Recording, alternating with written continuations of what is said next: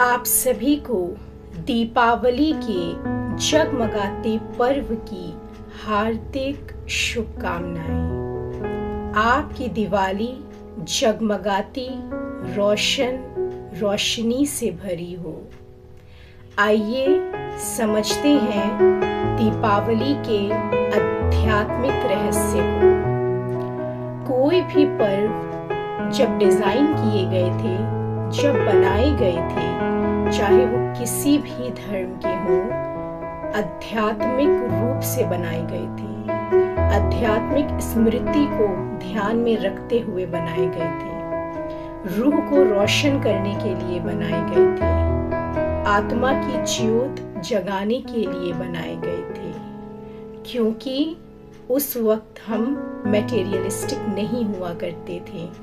उस टाइम हम मेटाफिजिकल पे ध्यान देते थे। तो आइए समझते हैं दीपावली के आध्यात्मिक रहस्य को। दीपावली, दीप की आवली, दीपों का आह्वान किया जाता है। कौन से दीप?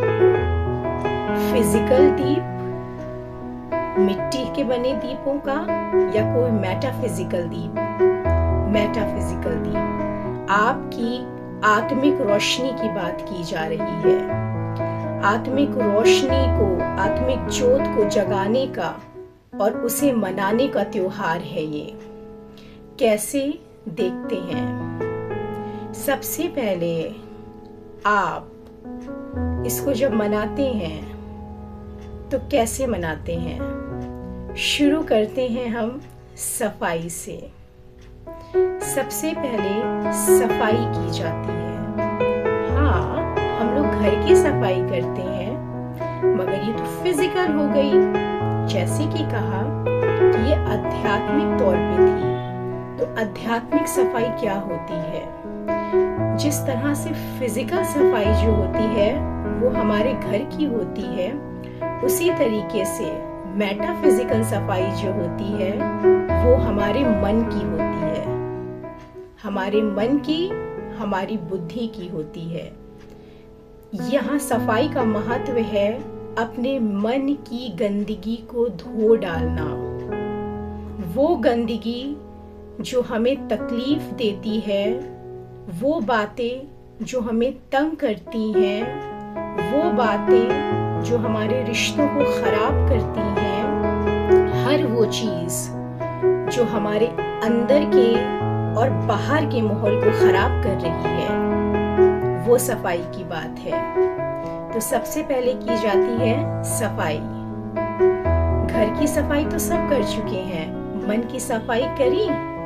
कब से कौन कौन सी बातें पकड़ी हुई बैठी हैं, भूल नहीं पा रहे हैं, उसकी सफाई करिए। जब वो सफाई हो जाएगी आपकी मन की, आपकी बुद्धि की, तो उसके बाद दीपावली में क्या होता है, एक एक चीज को देखते हैं। चलिए दीप से शुरू करते हैं। दीप का रहस्य क्या है? मिट्टी के दिए में जब तेल पड़ता है, उसके बाद उसमें जोत लगाई जाती है और उसे जलाया जाता है। ये मिट्टी का दिया हमारे मिट्टी के जिस्म को, मिट्टी के शरीर को बताता है कि जब इस मिट्टी के शरीर में आत्मा रूपी ज्योत को जलाने के लिए जब ज्ञान अमृत डाला जाता है, ज्ञान डाला जाता है, ज्ञान वो जो उस निराकार की तरफ से आता है, उस निराकार की तरफ से आता है, वो ज्ञान जब डाला जाता है तो आत्मा की ज्योत जलती है। वो ज्योत जब जलती है तो हमारी रूह और आत्मा रोशन हो जाती है। मगर कोई भी चीज रोशन करने से पहले सफाई जरूरी होती है, तो इसलिए पहले सफाई की जाती है। इसके बाद रंगोली बनाई जाती है। रंगोली मतलब पवित्रता से। रंगोली कहाँ बनाई जाती है? रंगोली बनाई जाती है जमीन पर।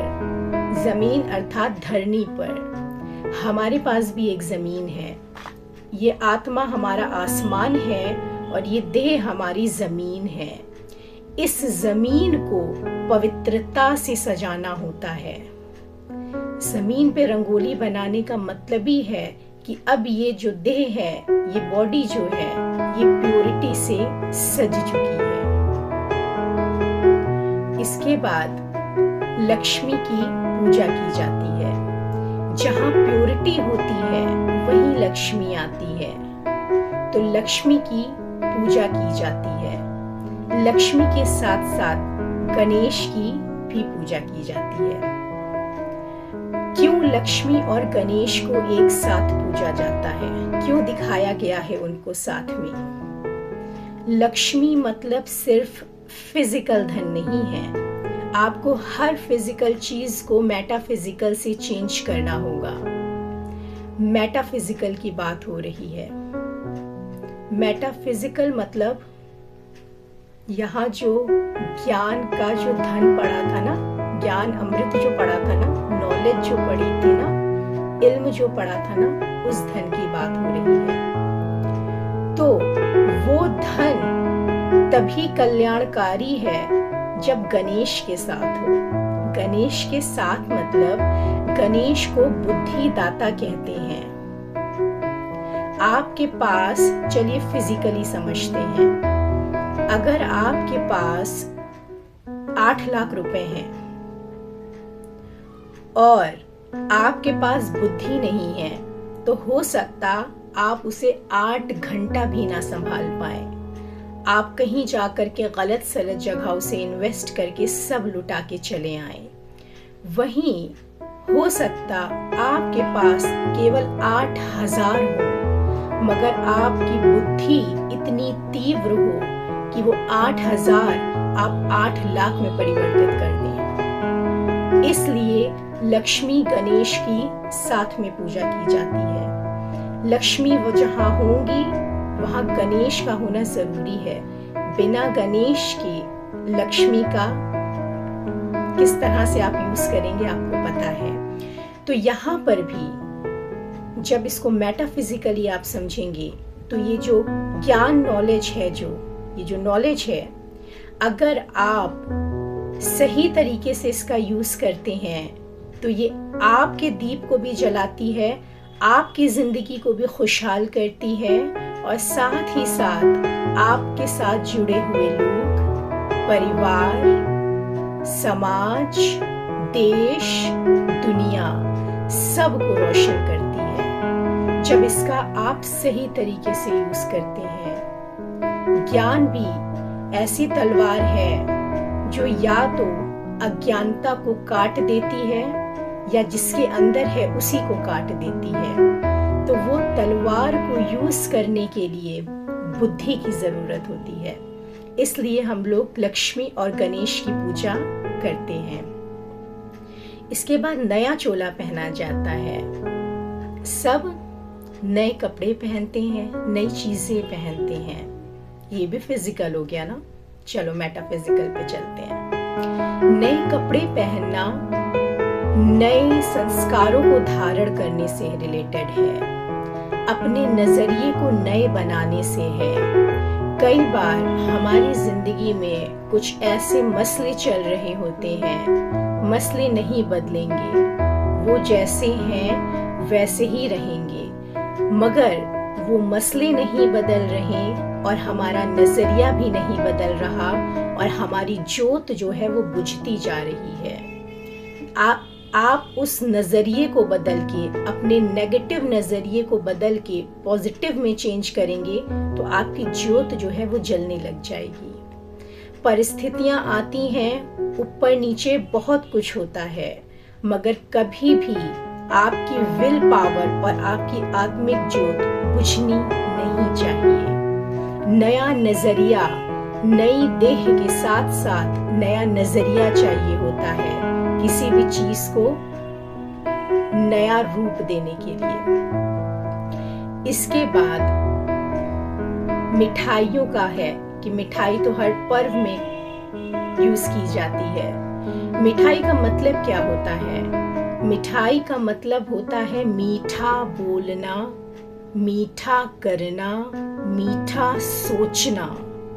जब आप मीठा सोचेंगे तो आप मीठा बोलेंगे, जब आप मीठा बोलेंगे तो आप मीठा करेंगे, तो आपकी जिंदगी में मिठास भर जाएगी। आजकल मीठे से लोग परहेज करते हैं ना, क्योंकि वो आर्टिफिशियल मीठा है।